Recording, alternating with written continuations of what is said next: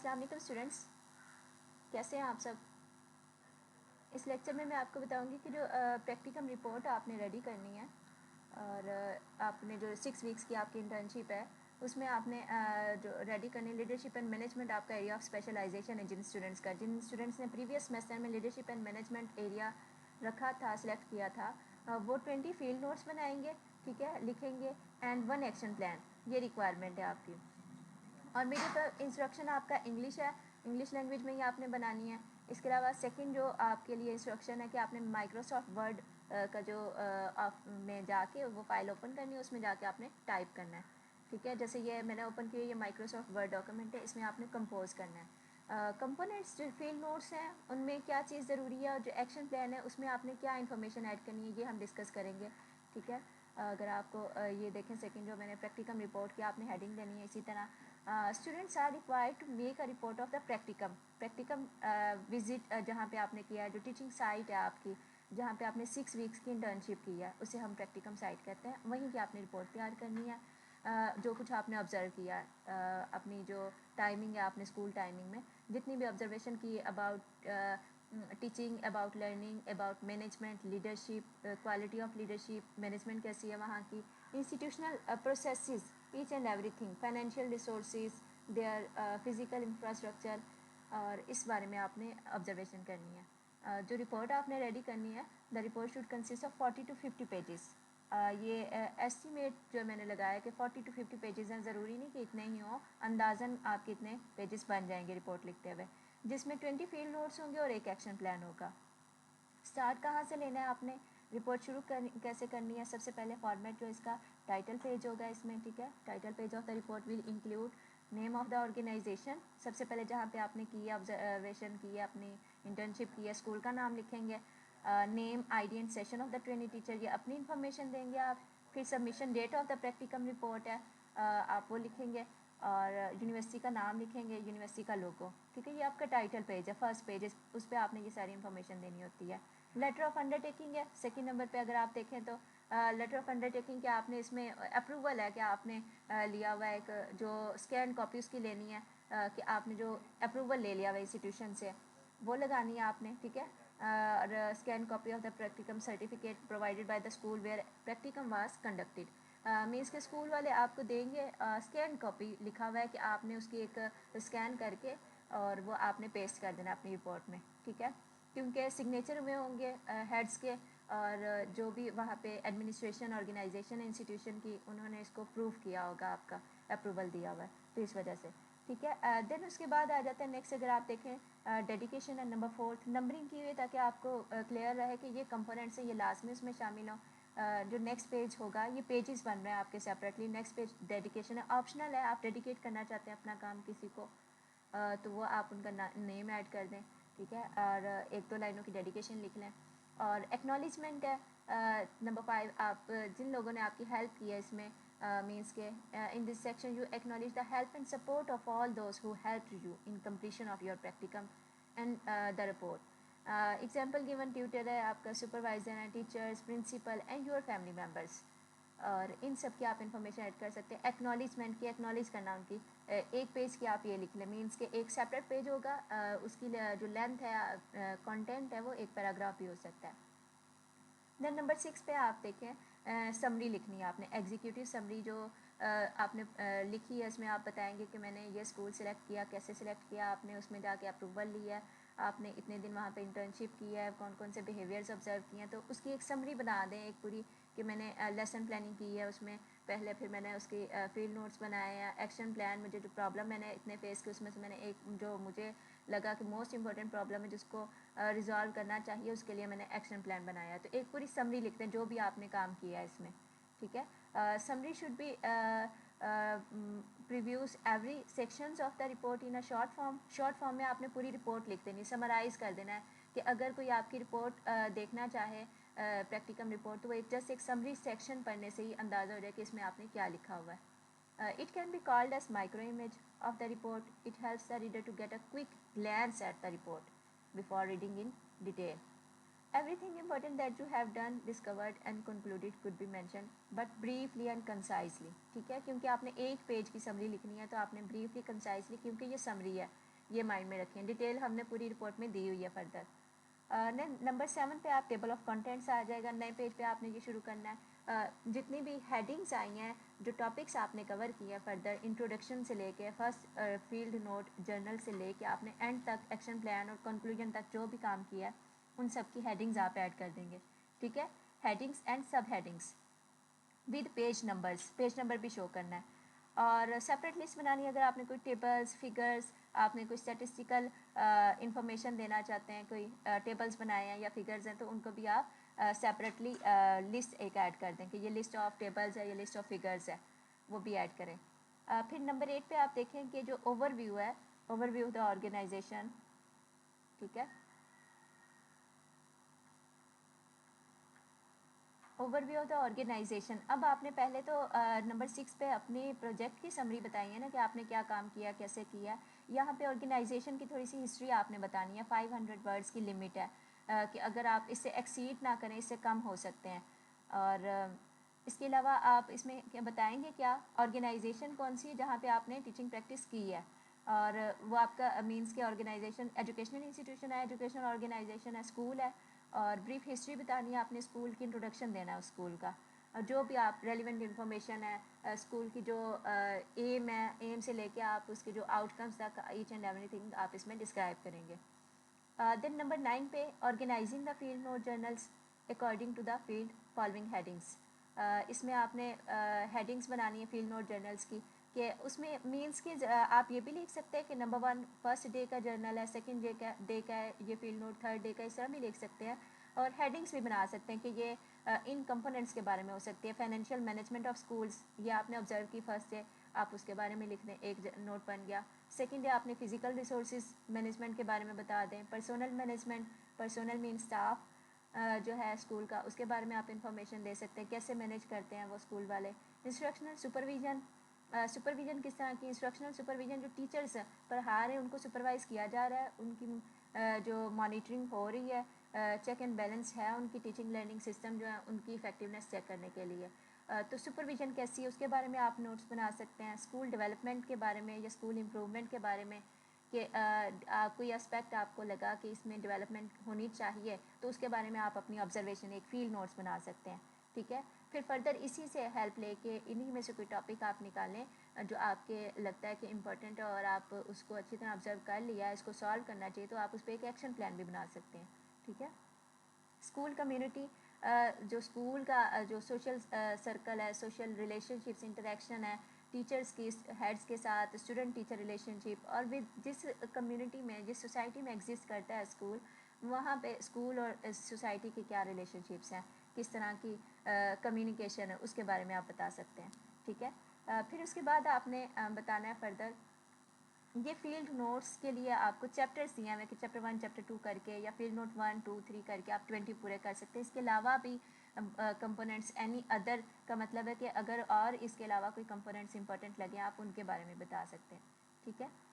फिर उसके बाद जो नंबर 10 पे लास्ट चैप्टर होगा उसमें आपने कंक्लूड कर देना अपनी रिपोर्ट को, और एक एक्शन प्लान सजेस्ट कर देना, एक एक्शन प्लान पूरा बनाना है आपने, ठीक है। और उसका भी स्ट्रक्चर मैंने शेयर किया हुआ है। The students will present plan of action to the panel of evaluators. Means के इवेलुएटर्स, आपने जो प्लान ऑफ एक्शन बनाया होगा आप उनको स्कूल वालों को भी चेक करवा सकते हैं। इसके अलावा आपने इवेलुएटर्स आपके कौन है, आपने वो प्लान सबमिट करवाना है यूनिवर्सिटी को, ठीक है, विद योर फील्ड नोट्स। अब जो मेन दो कंपोनेंट्स हैं, दो काम आपने करने हैं, फील्ड नोट्स बनाने हैं और एक्शन प्लान। और फील्ड नोट्स कैसे बनाने हैं, और डेली बेसिस पे 20 डिफरेंट फील्ड नोट्स आपके बनेंगे 20 डेज़ के, और हर रोज़ जो आपने कोई एक बिहेवियर ऑब्जर्व किया है उसके बारे में आप लिख दें। ऑब्जर्वेशन किया आपने, उसके बारे में पहले डिस्क्राइब करेंगे, बताया हुआ है मैंने यहाँ पे कि फील्ड नोट्स कैसे बनाने हैं, डिस्क्राइब करेंगे, फिर उसके बाद अपनी रिफ्लेक्शन देंगे, आपने क्या ऑब्जर्व किया, आपकी फीलिंग्स थाट्स क्या हैं इसके बारे में, अपनी ओपिनियन देंगे। फील्ड नोट्स क्या होते हैं, रेफर्स टू नोट्स, नोट्स होते हैं क्रिएटेड बाय द रिसर्चर, और रिसर्चर मीन्स ऑब्जर्वर, जो आप खुद हैं, जो आपने ऑब्जर्वेशन की है, ठीक है, आप ट्रेनी टीचर्स हैं, आप यहाँ पे ऑब्जर्वर हैं। During the act of conducting a field study, field study आपने की इंस्टीट्यूशन में, to remember and record the behaviours, activities, events and other features of an observation, ठीक है। Field notes are intended to be read by the researcher observer as evidence to produce meaning and understanding of the culture, social situation or phenomena being studied. कि आप अगर help चाहिए कि क्या field notes किस बारे में हो, आप क्लासरूम में बैठे हुए हैं तो टीचर की जो टीचिंग है उसकी आप ऑब्जर्वेशन कर लें, ठीक है। तो आप उसे कह सकते हैं कि मैंने आज ऑब्जर्वेशन किया है या फील्ड नोट्स है about classroom management skills of teacher, तो उसके बारे में कि क्लास कैसे मैनेज करती हैं, पढ़ा भी रही हैं, कौन सी टेक्निक्स एवियर्स यूज़ कर रही हैं, जो टीचिंग के कंपोनेंट्स हैं उन सबको मद्देनज़र रखते हुए इसेंशियल फीचर्स हैं उनको फुलफ़िल हो रहे हैं वो या नहीं हो रहे हैं, ठीक है। और स्टूडेंट्स की लर्निंग किस हद तक हो रही है, इफेक्टिव है या नहीं है। तो उसके लिए हम डिफरेंट बिहेवियर्स ऑब्जर्व कर सकते हैं टीचर्स के, स्टूडेंट्स के, और जो कुछ आपने ऑब्जर्व किया एज इट इज़ लिखेंगे। उसके बारे में लास्ट में एक पैराग्राफ होगा जिसमें आपने अपनी रिफ्लेक्शन देनी है, अपने ओपिनियन देनी है, पर्सनल ओपिनियन, ठीक है। मीन्स कि उसमें आप स्ट्रॉन्ग और वीक पॉइंट्स बता सकते हैं। द नोट्स में constitute the whole data collected for a research study, for example an observational project होगा, और contribute to it such as when field notes supplement conventional interview data or other techniques of data gathering. कि जब आप further data collection techniques हैं जिनके through आप जिनको use करते हुए आप ऑब्जर्वेशन कर सकते हैं, आप डेटा कलेक्ट कर सकते हैं, इंटरव्यूज़ होते हैं, तो यहाँ पे आपने जस्ट फील्ड नोट्स जो आपकी रिक्वायरमेंट है कि आपने क्लासरूम में बैठना है, आप किसी भी क्लासरूम की अगर कर रहे हैं ऑब्जर्वेशन उसके बारे में फील्ड नोट बनाना चाहे तो क्लासरूम के अंदर बैठ के आपने ऑब्जर्वेशन करनी है। अदरवाइज़ अगर आप स्कूल के किसी मैनेजमेंट इशू जो फाइनेंशियल रिसोर्सेज हैं या नॉन टीचिंग स्टाफ जो है उनका बिहेवियर देखना चाहते हैं, पर्सनल मैनेजमेंट देखना चाहते हैं, तो आप हेड ऑफ़ द इंस्टीट्यूशन या स्टाफ रूम है या स्कूल प्ले ग्राउंड है, तो डिफरेंट प्लेसेस पे बैठ के आप ऑब्जर्वेशन कर सकते हैं और उनके बारे में नोट्स बना सकते हैं, ठीक है। और शुरू कहाँ से होता है कि ऑब्जर्वेशन के थ्रू ही है, आप घर बैठ के नहीं ये काम कर सकते, फील्ड में रह के जो कुछ आपने ऑब्जर्व किया उसके बारे में डिस्क्राइब कर दें। डिस्क्राइब करने का इसलिए मैंने कहा कि जैसे 2 टाइप्स हैं, 2 हिस्से होते हैं जो फील्ड नोट्स होते हैं। फर्स्ट पार्ट जो होता है वो डिस्क्रिप्टिव इन्फॉर्मेशन होती है, ठीक है। जैसे यहाँ पे कि डिस्क्रिप्टिव इन्फॉर्मेशन होती है, फर्स्ट पार्ट हेडिंग्स नहीं देनी, बट जस्ट आपने बयान करना है कि जो कुछ फैक्चुअल इन्फॉर्मेशन थी जैसे थी उसको आपने वैसे बता देना है। For example in which you attempt to accurately document factual data, real information, date है, आज क्या है, टाइम क्या है जिस टाइम पे मैं ऑब्जर्वेशन कर रही हूँ, along with the settings, actions, settings बताएं, लोकेशन बता रहे हैं, क्लासरूम सेटिंग है या क्लासरूम के बाहर की सेटिंग है, एक्शंस किन के आपने ऑब्जर्व किए, टीचर्स के, स्टूडेंट्स के, बिहेवियर्स एंड कन्वर्सेशंस, जो कम्युनिकेशन है वर्बल या नॉन वर्बल उसके बारे में आप बताएंगे, ठीक है। दैट यू ऑब्जर्व डिस्क्राइब कर देना है, इसमें आपने क्रिटिसाइज़ नहीं करना कि इनको ऐसे करनी चाहिए थी, जैसे थी आपने ऑब्जर्व किया एज इट इज़ उसको लिखते हैं। सेकेंड जो पार्ट होगा उसके बाद आप अपनी रिफ्लेक्शन देंगे, रिफ्लेक्टिव इन्फॉर्मेशन होगी जिसमें आपने in which you record your thoughts, ideas, questions, ठीक है। यहाँ पे आपको मौका मिला कि आप अपनी इंफॉर्मेशन जो आपके थॉट्स हैं, आपने समझते हैं कि अगर मैं इस जगह पे टीचिंग कर रही होती तो मैं इस तरह से पढ़ाती, ये मेथड्स यूज़ करती, स्टूडेंट्स को जो मैनेजमेंट प्रॉब्लम्स हैं जो क्लासरूम को डिस्टर्ब कर रहे हैं इस तरह से मैं उनको डील करती। तो आप यहाँ पे अपने थॉट्स दे सकते हैं, आइडियाज़ दे सकते हैं, क्वेश्चंस हैं कर सकते हैं, अपने कंसर्न्स जो हैं वो डिस्कस कर सकते हैं, बता सकते हैं, अपनी रिफ्लेक्शन दे दें।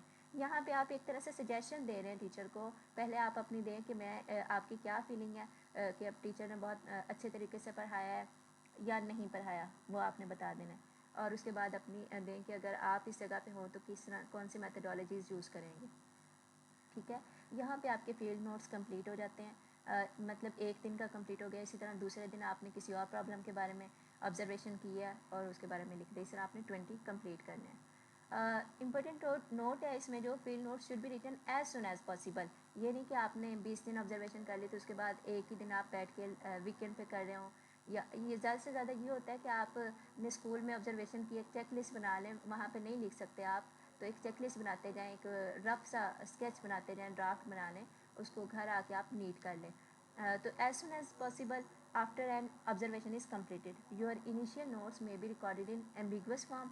शुरू में आपने लिख लिया वो क्लियर नहीं है, एम्बिगुअस है, उस तरह से लिख लें, और कि जैसे रफ एक आपने स्केच तैयार कर लिया कि ये बिहेवियर जो है आपने ऑब्जर्व किए उनके बारे में लिख लें।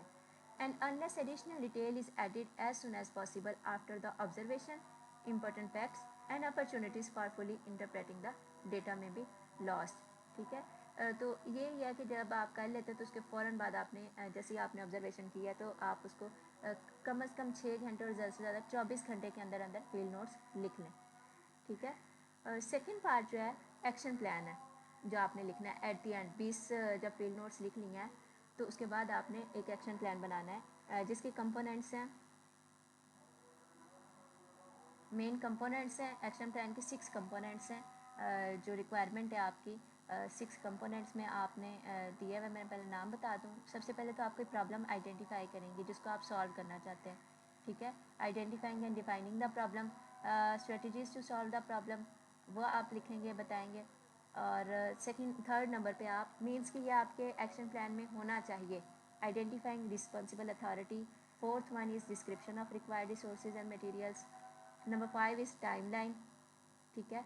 और 6 is assessment of outcomes. Assess कर देना आपने जो आउटकम्स आए हैं, जो रिजल्ट्स आए एक्शन प्लान को इम्प्लीमेंट करने के बाद, ठीक है। एक आपने सजेशंस दे रहे हैं, यहाँ पे आपने उसको इम्प्लीमेंट नहीं किया, बस आप एक अंदाज़ा लगा रहे हैं, एस्टिमेट दे रहे हैं कि कितना टाइम लग सकता है, क्या कॉस्ट आ सकती है इस पर, और आउटकम्स क्या हो सकते हैं, ठीक है। वन बाय वन डिस्कस करते हैं कि इन कंपोनेंट्स में आपने लिखना क्या एक्शन प्लान बनाते हुए। याद रहे इतना कोई लेंथी नहीं होगा ये, जस्ट ये 6 कंपोनेंट्स, आपने कोई प्रॉब्लम ऑब्जर्व किया तो उसके बारे में ये 6 कंपोनेंट्स मद्देनज़र रखते हुए उसको आंसर कर दें, ठीक है। Number 1 is identifying and defining the problem. In this section identify and select any problem in the school which is needed to solve and provide details of the problem as well as area of improvement. कि आप कोई problem select कर लें अपने जो school जहाँ पे आपने टीचिंग प्रैक्टिस की है, और आपने मीन्स कि आपको लगा है कि लीडरशिप का जो बिहेवियर है, जो लीडरशिप है या जो मैनेजमेंट है स्कूल की, वो उनका बिहेवियर ठीक नहीं है, या वो अपनी जो रिस्पॉन्सिबिलिटीज़ उनकी होती हैं उनको फुलफ़िल नहीं कर रहे, कुछ इस तरह का प्रॉब्लम है, या लाइब्रेरी नहीं है, कोई भी प्रॉब्लम जो भी आपने ऑब्जर्व किया है। फाइनेंशियल रिसोर्सेज के बारे में आप उनके बना सकते हैं, कोई प्रॉब्लम फेस किया आपने, देखा, ऑब्जर्व किया, तो उसके बारे में आप एक एक्शन प्लान बना सकते हैं। मीन्स कि आपने आइडेंटिफाई कर लेना, वो कोई भी प्रॉब्लम हो सकता है। जब आप करेंगे टीचिंग प्रैक्टिस तो आपको खुद ही अंदाज़ा हो जाएगा कि क्या प्रॉब्लम है जिसके लिए एक्शन प्लान बनाना चाहिए। आप जब आपने एक टॉपिक एरिया डिसाइड कर लिया तो अब आप उसकी डिटेल देंगे इस सेक्शन में कि क्या क्या कंपोनेंट्स, क्या क्या स्ट्रेटजीज़ आप यूज़ कर सकते हैं। उस प्रॉब्लम को आपने कम्प्लीटली डिफ़ाइन करना है, ठीक है, डिस्क्राइब कर देना है। और सेकंड नंबर पे strategies to solve the problem, क्या स्ट्रेटजीज़ यूज़ की जा सकती हैं प्रॉब्लम को सॉल्व करने के लिए। In this section after identifying the problem in the school you need to give solution, ठीक है। अब स्ट्रेटजीज़ दे रहे हैं सॉल्व करने के लिए जो प्रॉब्लम है। फॉर एग्जांपल लीडरशिप बिहेवियर जो है वो इम्प्रूव करना है आपने, स्कूल की जो ऑर्गेनाइजेशन है उनका, हेड ऑफ़ द इंस्टीट्यूशन है फॉर एग्जांपल, तो उसके लिए स्ट्रेटजीज़ देंगे। एटलीस्ट 5 स्ट्रेटजीज़ आपने देनी है। You need to give solution for that specific problem, for this write 9 names of at least 5 strategies. Names लिखना है, जस्ट 5 स्ट्रेटजीज़ के नेम बता दें, या अगर नेम्स नहीं आ रहे तो पूरी एक मतलब एक लाइन अगर आपने बतानी है, कोई एक सेंटेंस में बात कवर होती है तो आप उसमें कवर करें, ठीक है। तो 5 स्ट्रेटजीज़ बताएं आप, techniques, strategies and techniques to solve that issue, that problem, as well as details of these 5 strategies. Detail बतानी है कि इन स्ट्रेटजीज़ पे वो किस तरह से अमल कर सकते हैं जो ऑर्गेनाइजेशन है, जो रिस्पॉन्सिबल पर्सन होंगे। Then it must provide the rationale for adopting it strategy. Reason भी आपने बतानी है कि ये स्ट्रेटजी क्यों सिलेक्ट की। मीन्स कि आप कह सकते हैं कि जो लीडरशिप का बिहेवियर है उसको कंट्रोल करने के लिए हमें जो स्कूल की जो ऑर्गेनाइजेशन है, या जो जिनके अगर गवर्नमेंट स्कूल है तो जिन गवर्नमेंट ऑफिशियल्स हैं जिनके कंट्रोल में है, उनसे आप कह सकते हैं कि उनके जो कह लें कि उनकी फॉर एग्ज़ाम्पल ऑब्जर्वेशन में लाना ज़रूरी था कि वो एक्शन लें इसके खिलाफ। तो स्ट्रेटजी, कोई रीज़न बताएं कि क्यों ये स्ट्रेटजी आप इम्प्लीमेंट कर रहे हैं, सजेस्ट कर रहे हैं। Why you have suggested to adopt these solutions, what is the reason and benefit behind these solutions, ठीक है। स्ट्रेटजी बताएं, सिंपली आपने यहाँ पे स्ट्रेटजीज़ के नाम लिखने हैं और रीज़न बता देनी है, रैशनल बता देना है कि क्यों आपने ये सिलेक्ट की, ठीक है। थर्ड नंबर पे आपने आइडेंटिफाइंग रिस्पॉन्सिबल अथॉरिटी, इस थर्ड कंपोनेंट जो एक्शन प्लान का होगा उसमें आपने बता देना है कि रिस्पॉन्सिबल पर्सन कौन है, अथॉरिटी या रिस्पॉन्सिबल पर्सन जो इसको रिजॉल्व कर सकता है इशू को। In this section identify the responsible person and authority who can resolve this specific problem, write about the details of responsible person as well as team for each strategy. ठीक है, वो single person भी हो सकता है, कोई team भी है, ग्रुप हो सकता है जो इस प्रॉब्लम को सॉल्व कर सकता है। फोर्थ नंबर पे description of required resources and materials. अब आपने इसमें बता देना है कि वो कौन से मटेरियल्स या रिसोर्सेज, फाइनेंशियल, ह्यूमन रिसोर्सेज या मटेरियल रिसोर्सेज हैं जिनकी ज़रूरत है, उनकी डिस्क्रिप्शन डिस्क्राइब कर दें कि ये इस एक्शन प्लान पे अमल करने के लिए ये लोग या इस तरह का मटेरियल रिक्वायर्ड है। In this section, give description of the resources, human resources, financial resources and physical resources required for implementation of each strategy. यहाँ पे स्पेसिफाई कर दिया मैंने कि इस तरह के रिसोर्सेज हो सकते हैं, ज़रूरी नहीं कि उस कोई ऐसा प्रॉब्लम है उसमें ये तीनों हो, इनमें से कोई एक भी हो सकते हैं, तो रिसोर्सेज की जो हो सकते हैं या तीनों की हो सकती है, डिपेंड्स ऑन योर प्रॉब्लम। ठीक है, और provide details that which human, financial as well as physical resources are required to implement that strategies and solutions which you have recommended. ठीक है, डिटेल बता दें कि ह्यूमन रिसोर्सेज चाहिए, किस तरह के टीचर्स चाहिए इसमें रिक्वायर्ड हैं, टीचर्स जो हैं वो अपनी रिस्पॉन्सिबिलिटीज़ जो है उनको साइन की गई उन पर अमल करें, या हेड्स की क्या रिस्पॉन्सिबिलिटीज़ हैं, या कोऑर्डिनेटर्स या सुपरवाइजर्स, जिन लोगों की भी जो रिस्पॉन्सिबल हैं, जो ये काम कर सकते हैं, प्रॉब्लम सॉल्व कर सकते हैं, उनकी डिटेल्स बताएं, या फाइनेंशियल रिसोर्सेज कितने चाहिए और उसके बारे में आप बता सकते हैं। फिज़िकल रिसोर्सेज, ठीक है, फिज़िकल रिसोर्सेज मींस के स्कूल की बिल्डिंग है, क्लासरूम का एनवायरनमेंट, क्लासरूम का जो इंफ्रास्ट्रक्चर है उसके बारे में इंफॉर्मेशन प्रोवाइड कर सकते हैं। फिर आपने नंबर 5 पे टाइमलाइन, टाइम भी बताएं। एक्शन प्लान आप अगर रिकमेंड कर रहे हैं, एक डिज़ाइन करने जा रहे हैं, तो टाइम बताएं कि कितना टाइम लगेगा इस प्लान पर एक्ट करने पे। ठीक है, इस प्लान पर अमल करने के लिए कितना टाइम यूज़ हो सकता है। एस्टिमेट ये भी आपने लगाना है कि फॉर एग्जांपल 1 ईयर का प्लान आपने बनाया, 6 मंथ्स या 2 मंथ्स या 1 वीक एटलीस्ट जो है उसमें प्रॉब्लम सॉल्व हो सकती है। तो ड्यूरेशन आपने बता देना, टाइमलाइन कि कब शुरू हो रहा है कब ख़त्म होगा। इन this section give details about time of execution and implementation. Execute करें प्लान और इम्प्लीमेंट कर दें, इस पर कितना टाइम खर्च हुआ है वो आपने बता देना है। Tell about in how many days, weeks, months as well as years this specific plan will require. ठीक है, कुछ दिनों में भी हो सकता है, हफ्ते भी लग सकते हैं, कुछ मंथ्स और ईयर्स भी लग सकते हैं इसमें। तो आपने जस्ट वो स्पेसिफाई कर देना कि कितना टाइम आपको लगेगा ये कंप्लीट करने में। नंबर 6, लास्ट जो कंपोनेंट है, असेसमेंट ऑफ आउटकम्स। जो रिजल्ट्स आएंगे एक्शन प्लान को इम्प्लीमेंट करने के बाद वो किस तरह के हो सकते हैं। In this last section calculate the results and outcomes of the action plan for assuring the successful implementation of each strategy. आपने इम्प्लीमेंट नहीं किया, आपने जस्ट डिज़ाइन किया और सजेस्ट कर रहे हैं, तो यहाँ पे भी आपने जस्ट ये कहना है कि अगर इस पर अमल करते हैं जिस तरह से आपको कहा गया, रिक्वायरमेंट्स क्राइटेरिया को फुलफ़िल करते हैं रिस्पॉन्सिबल अथॉरिटीज़, तो वो आउटकम्स इस तरह के हो सकते हैं, सक्सेसफुल आ सकते हैं। Simply it is the measurement of success of each strategy. जो आपने स्ट्रेटजीज सजेस्ट की हैं वो किस हद तक कामयाब हैं या नहीं हैं वो बताना है, आपने कैलकुलेट करना है। To what extent the strategies recommended for solving specific problem are specific or not. ठीक है, आपने इन स्ट्रेटजीज़ के बारे में बता देना कि किस हद तक वो कामयाब रहीं या नहीं रहीं। अगर आप इन पे अमल करते हैं तो मतलब एक एस्टिमेट ही लगाना है कि अगर इस पे अमल करते हैं तो वो फुली 100% या 50% या 60% जो है वो सक्सेसफुल रहेंगे। ठीक है, तो ये था प्रैक्टिकम रिपोर्ट और में क्या क्या आपने के 20 फील्ड नोट जर्नल्स और एक एक्शन प्लान होना चाहिए और उसके कंपोनेंट्स क्या हो, किस तरह से आपने बनानी है, फॉर्मेट कैसा हो रिपोर्ट का, तो ये मैंने आपके साथ डिस्कस कर दिया है। अगर कोई क्वेश्चन हो तो आप कमेंट सेक्शन में पूछ सकते हैं। ठीक है, और जो इसमें आपने फर्दर इन इंस्ट्रक्शंस को फॉलो करें आप कंप्लीट करने के लिए अपना प्रोजेक्ट। ठीक है, थैंक यू सो मच। अल्लाह हाफिज़ टू ऑल। शेयर करें और विद अदर्स स्टूडेंट्स आप शेयर कर सकते हैं ये वीडियो। अगर आपको लगता है कि ये लेक्चर फ्रूटफुल था, यूज़फुल है, तो आप दूसरों के साथ भी शेयर करें और अपने कमेंट्स दें इसके बारे में, सो दैट मैं अपनी जो प्रैक्टिस है उसको इम्प्रूव कर सकूँ फर्दर। ठीक है, अल्लाह हाफिज़ टू ऑल।